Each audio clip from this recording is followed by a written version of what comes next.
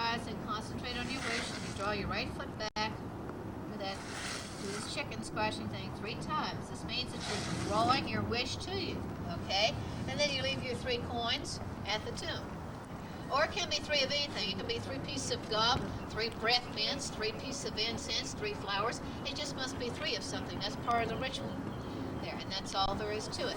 Make a request of Marie Laveau Spirit. You concentrate on your wish, have a wish or a request in mind, concentrate on it while you're doing the little chicken scratching deal there, and then you leave your offering at the tomb there. The numbers 3 and 9 are very significant in Voodoo, just as they are in Catholicism. Also, Voodoo is a very sensuous religion. They use scented oils, scented powders, different colored candles. You often find candles in front of Marie Laveau's tomb being burned there.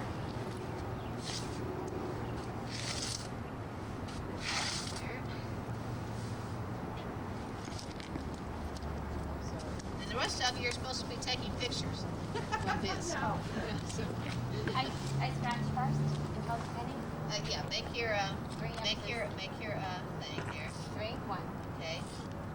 Wait, no, you go over it 3 times. Okay. 1, 2, 3. There you go. Okay, go over it 3 times, and you can. All right. And take your right foot, and then heel up 3 times. Concentrate on your wish there 3 times, and then you leave your offering at the tomb. Your 3 pennies or your 3 coins. Pennies, nickels, dimes. The smaller the denomination, the better. You get only 3 quarters there. We do know that taboo in 19th century New Orleans. So Christophe Dominique de Glapion, who by the way was the soldier who fought in the Battle of New Orleans, one of the soldiers who fought in the Battle of New Orleans, he lived with Marie Laveau. By him she had 8 children. Now only 3 of them survived into adulthood. They were 3 daughters. This was one of the daughters, Marie Philemon Glapion. So there are still descendants living today in New Orleans that claim direct ancestry back to Marie Laveau. You notice Marie Laveau's name is not actually on the tomb anywhere. Exactly which vault. She may be buried in the bottom vault here, except her name is only on the historic plaque on the lower left-hand corner. And we do know that she died in 1881. She renounced Voodooism in the years before she died, returned to the Catholic Church, was given a proper Catholic burial. There was even a moment to canonize her after she died, but the Catholic Church would have none of that. Because she became the most powerful and prominent Voodoo Queen. She was the reigning Voodoo Queen in New Orleans by 1830. She had people from all walks of life coming to visit her, whites and blacks alike. She was said to be a very attractive woman. She was a very intelligent woman, very shrewd businesswoman. She was not educated, though. It's not believed that she knew how to read or write, but she knew how to use information to her advantage. She also had a certain aura about her, a certain charisma, too, that also had to aid her in her rise to power, because she became the most powerful and influential woman in 19th century New Orleans. She had people, the whole city, just about everybody in the city, either respected or feared her. So the politicians and the police let her alone, not because she had put any voodoo hexes or curses on them, but because she had learned too much about them, too much about their dirty little secrets there. So, and she was a hairdresser by profession, and she got access to the prominent wealthy Creoles' homes. She would go there and fix the ladies' hair. They didn't have beauty salons back in the 19th century. And so eventually she built up her clientele. Her services became in demand. She was very skilled as a hairdresser. This was a common profession for free women of color back then. Some of them were also seamstresses or may have had boutique shops or clothing shops of sort there.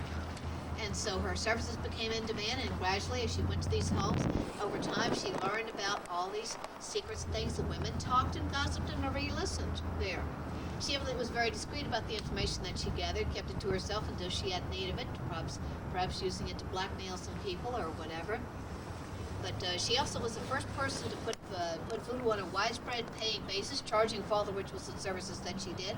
As I mentioned earlier, she was voodoo was her means of support there. She was also the first person to bring some order and organization to the voodoo religion. Prior to her, it had been very segmented, very fragmented, and disorganized. She learned a lot from the voodoo people that preceded her. The first known voodoo queen, Sanate Deas Laveau from Santo Domingo, and Marie Salapé. She learned from them and from Dr. John as well.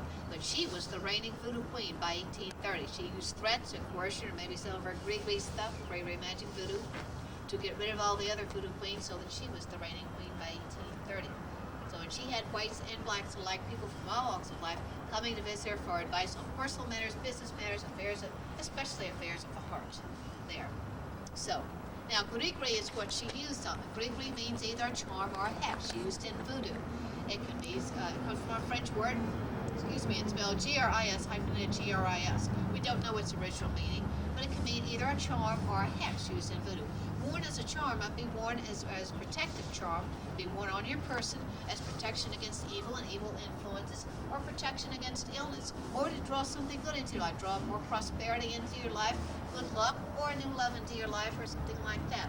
Used as a hex, it would be used as something that would be worth something like a black ball of wax covered with feathers, or a cross in the form of made with wet salt on one's doorstep, which was a sign of evil omen or a hex, or something, or a burning black candle, strange colored powders, any miniature coffins, anything like that, were a sign of a hex or a grigri that had evil grigri that had been put on someone's doorstep there.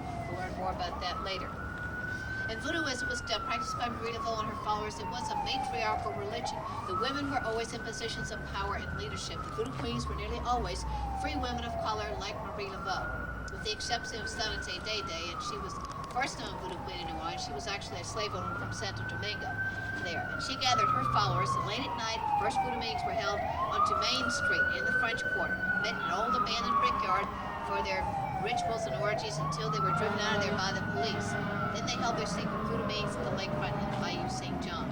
But there were so many stories about Marie Laveau that spread throughout the entire community, and many of them were malicious gossip and rumors spread by her enemies and rivals who were jealous probably of all the success that she gained as a voodoo queen. She became a very wealthy woman who charging for all these rituals and services, and they were probably jealous of the influence that she had in the city as well. And so many of these rumors and legends were spread by when she was too old to defend herself against attack, or maybe after her death. And so even today, some of her descendants, soon after she died, and then in subsequent years, some of her descendants did not agree on the stories about her, because after she died, again, as I told you, there was a movement to canonize her after she died, which the Catholic Church flatly refused, but some of her descendants completely denied that she had ever been involved in voodoo there.